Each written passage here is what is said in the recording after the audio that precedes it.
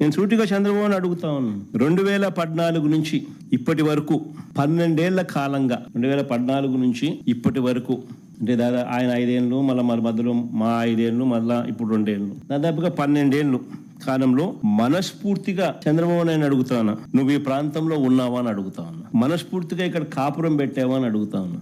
ఇప్పటికీ కూడా మీ కుటుంబాలన్నీ ఎక్కడున్నాయని అడుగుతా ఉన్నా. 2019 వరకు హైదరాబాద్కు షటిల్ సర్వీస్, 2019 వరకు కూడా ఒక పక్క ఆయన ముఖ్యమంత్రిగా ఉంటూ మరోవైపున హైదరాబాద్కు షటిల్ సర్వీస్. ప్రతిపక్ష నాయకుడిగా ఎన్నికల వరకు వీళ్ళ అడ్రస్ అంతా హైదరాబాద్. ఇప్పుడు కూడా వారానికి 2 రోజులు, వారానికి 5 రోజులే ఇక్కడ. అది ఈయన పవన్ కళ్యాణ్, ఈయన కొడుకు అయితే అది కూడా వారానికి 4 రోజులు ఉంటే గొప్ప సంగతి. పవన్ కళ్యాణ్ అయితే అసలు ఆయన ఎప్పుడు ఉంటాడో కూడా తెలియదు. ప్రత్యేకంగా ఒక్కొక్కరికి ఒక్కొక్క విమానం, షటిల్ సర్వీస్. ఇవన్నీ వాస్తవాలు నేను చెప్పేటివి.